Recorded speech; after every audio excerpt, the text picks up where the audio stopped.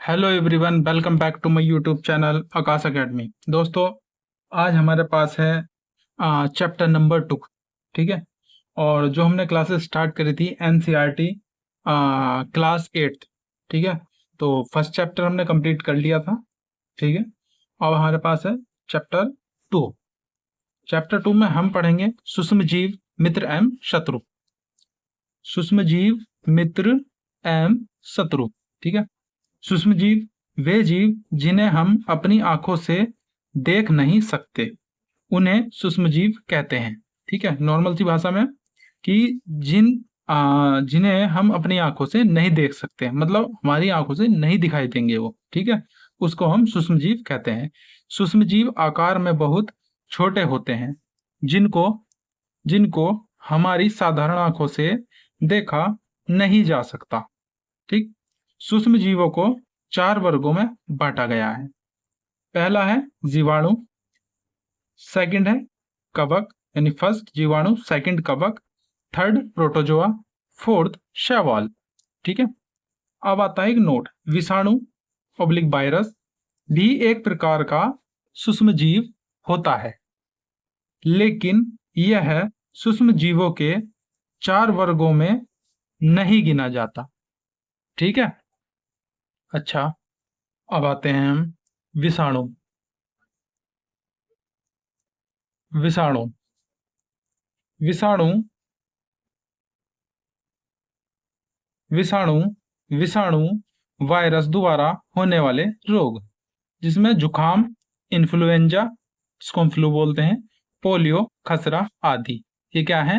विषाणु या वायरस से होने वाले रोग हैं। ठीक है।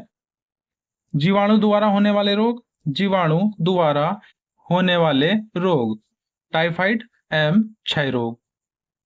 प्रोटोजोआ द्वारा होने वाले रोग, अतिसार एवं मलेरिया। सूक्ष्मजीव कहाँ रहते हैं? सूक्ष्मजीव मरुस्थल एवं दलदल में भी पाए जाते हैं। यह मनुष्य सहित सभी जंतुओं के शरीर के अंदर भी पाए जाते हैं। ठीक है। सूक्ष्मजीव मित्र के रूप में, सूक्ष्मजीव मित्र के रूप में सूक्ष्मजीव का उपयोग दही, ब्रेड तथा केक बनाने में किया जाता है। सूक्ष्मजीव की मदद से बहुत सारी दवाइयाँ बनाई दवाइयाँ बनाई जाती हैं। सूक्ष्मजीवों का उपयोग अल्कोहल बनाने में किया जाता है। सूक्ष्मजीवों का उपयोग सूक्ष्मजीवों का उपयोग पर्यावरण को स्वच्छ रखने में किया जाता है। नोट, ये नोट स्पेशल तो इम्पोर्टेंट भी है। दही में पाया जाने वाला जीवाणु लैक्टोबैसिलस है, जो दूध को दही में बदल देता है। किण्वन किण्वन या फर्मेंटाइजेशन, चीनी के अल्कोहल में परिवर्तन की यह प्रक्रिया किण्वन अथवा फर्मेंटेशन कहलाता है। ठीक है। फर्मेंटेशन कहलाता है। लुई पास्चर ने किण्वन की खोज 1857 में की थी।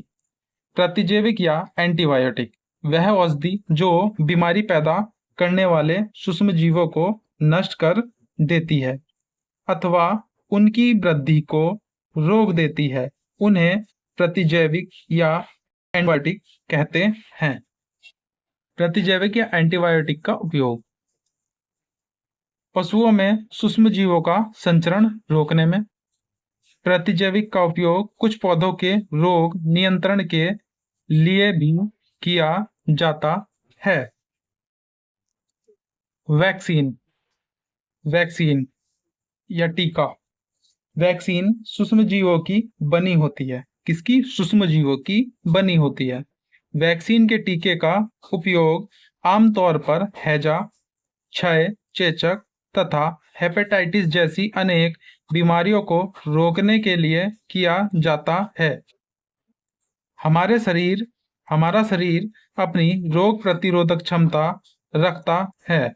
जब कोई भी सूक्ष्मजीव जब हमारे शरीर में प्रवेश करता है तो हमारे शरीर की प्रतिरोधक क्षमता उसको बढ़ने से रोकती है।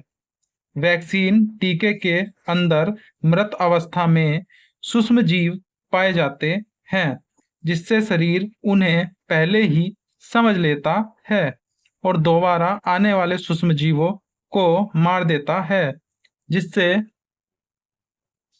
जिससे जिससे नहीं, सॉरी, प्रतिरोधक से हम दोबारा पढ़ते हैं।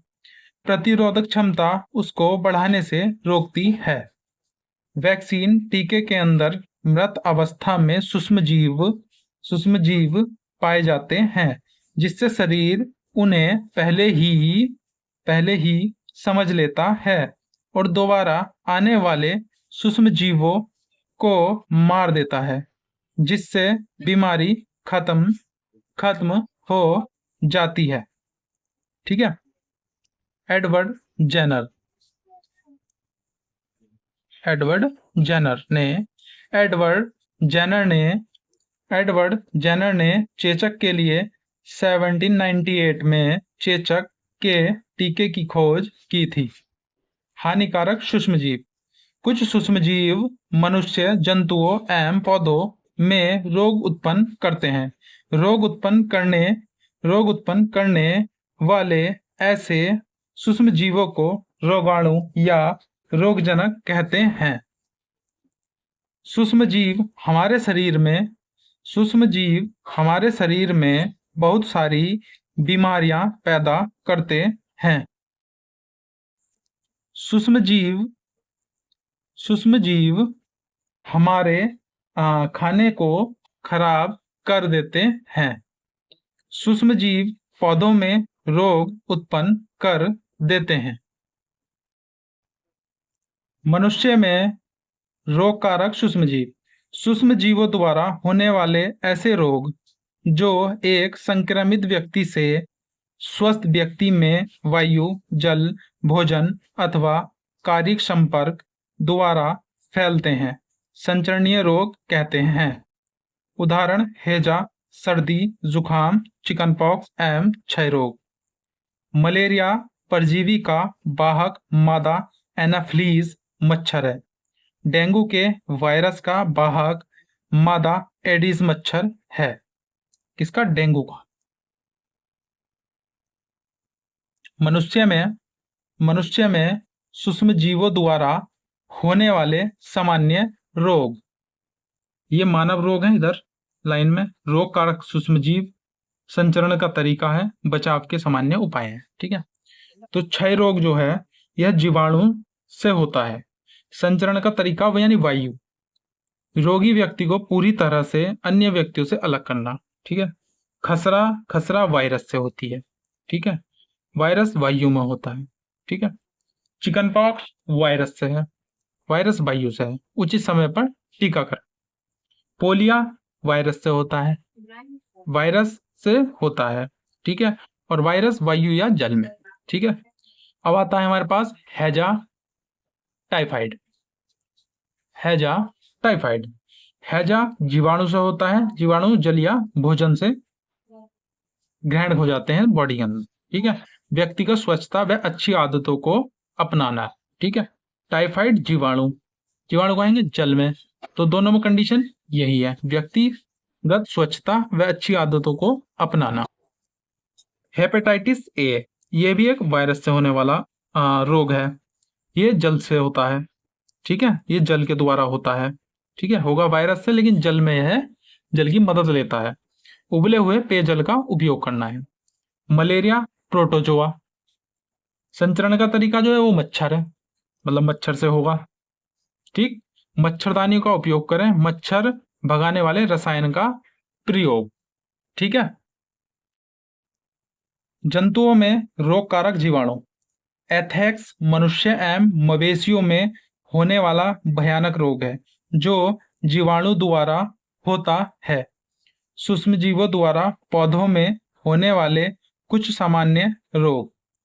पादप रोग। सूक्ष्मजीव और संचरण का तरीका। जैसे नींबू, नींबू कैंकर, ठीक, नींबू कैकर। जीवाणु सूक्ष्मजीव से होगा, ठीक है। और संचरण का तरीका वायुमार्ग।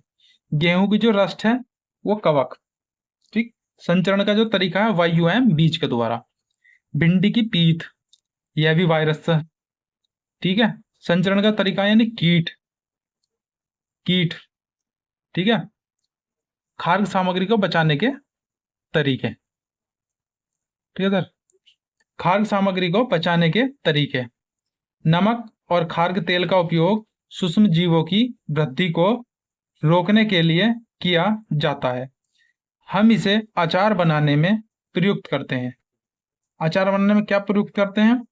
सूक्ष्म जीवों की वृद्धि को रोकने के लिए किया जाता है। किसका? नमक और खाद्य तेल का उपयोग, ठीक है। नमक भोजन को, सेकंड पॉइंट, नमक भोजन को लंबे समय तक सूक्ष्म जीवों के प्रभाव से सुरक्षित रख सकता है। थर्ड पॉइंट, हम खाने को गर्म अथवा ठंडा करके भी सूक्ष्म जीवों की वृद्धि को रोक देते हैं। फोर्थ पॉइंट, हम खाने को सुरक्षित रखने के लिए वायुरोधी, वायुरोधी है, वायुरोधी होगा, सील वाले पैकेटों का प्रयोग करते हैं। परिरक्षक, नमक एवं खाद्य तेल का उपयोग सूक्ष्म जीवों की वृद्धि को रोकने के लिए सामान्य रूप से किया जाता है, अतः इन्हें परिरक्षक कहते हैं। नाइट्रोजन चक्र, नाइट्रोजन का वायुमंडल से मृदा, पौधे तथा जंतुओं में परिवहन की संपूर्ण प्रक्रिया को नाइट्रोजन चक्र कहते हैं, ठीक है। अभी नाइट्रोजन चक्र कहते हैं। अब ये मैं आपको नाइट्रोजन चक्र का एक नक्शा दिखाता हूँ कि नाइट्रोजन चक्र कैसे काम करता है। देखो, वायुमंडलीय नाइट्रोजन, वायुमंडलीय नाइट्रोजन, वायुमंडल में नाइट्रोजन कैसे आती है, कैसे काम करती है। तो वायुमंडल में नाइट्रोजन, तो वायुमंडलीय नाइट्रोजन का जीवाणु, वायुमंडलीय नाइट्रोजन का जीवाणु एवं नीले हरे शैवाल द्वारा स्थिरीकरण, सबसे पहले स्थिरीकरण होगा। उसके बाद कंडीशन आती है जीवाणु द्वारा स्थिर नाइट्रोजनी यौगिकों में बदलना, ठीक है। जीवाणु द्वारा स्थिर नाइट्रोजनी यौगिकों में बदलना। उसके बाद मिट्टी में जो उपस्थित नाइट्रोजन के यौगिक हैं वो इसमें इकट्ठे यानी मिट्टी के अंदर इकट्ठे हो जाएंगे, ठीक है। उसके बाद यहाँ से मिट्टी में उपस्थित नाइट्रोजन के यौगिकों के बाद पौधों द्वारा अवशोषण कर लिया जाएगा। पौधों द्वारा अवशोषण के बाद जंतुओं द्वारा पौधों को खाना, यानी जंतु अपना पौधों से खाना बना लेंगे। उसके बाद उत्सर्जन एवं जीवों की जो मृत्यु होगी उसके द्वारा उत्पन्न नाइट्रोजन अपशिष्ट, यानी जो जीव मर गए वो धरती के नीचे दब जाते हैं तो उनसे नाइट्रोजन अपशिष्ट पदार्थ बनते हैं, नाइट्रोजन अपशिष्ट, ठीक है। उसके बाद फिर से वह मिट्टी में जो उपस्थित नाइट्रोजन के यौगिक के रूप में पहुंच जाते हैं, ठीक है। उसके बाद एक कंडीशन और बनती है, उसके बाद जाता है ये यहाँ पर जीवाणुओं द्वारा नाइट्रोजन यौगिकों का गैसीय नाइट्रोजन में परिवर्तन, यहाँ ये इनका परिवर्तन हो जाएगा और ये सर्कल चल के फिर से जो है वायुमंडलीय नाइट्रोजन तक पहुंच जाता है। ये इसका चक्र है, ठीक है। दोस्तों, आज के लेक्चर में इतना ही, मिलते हैं नेक्स्ट लेक्चर में, ठीक है। तब तक के लिए धन्यवाद। और लेक्चर अच्छा लगा हो तो चैनल को लाइक करें, नई वीडियो को लाइक करें, चैनल को सब्सक्राइब करें और अपने दोस्तों को शेयर करें, ठीक है।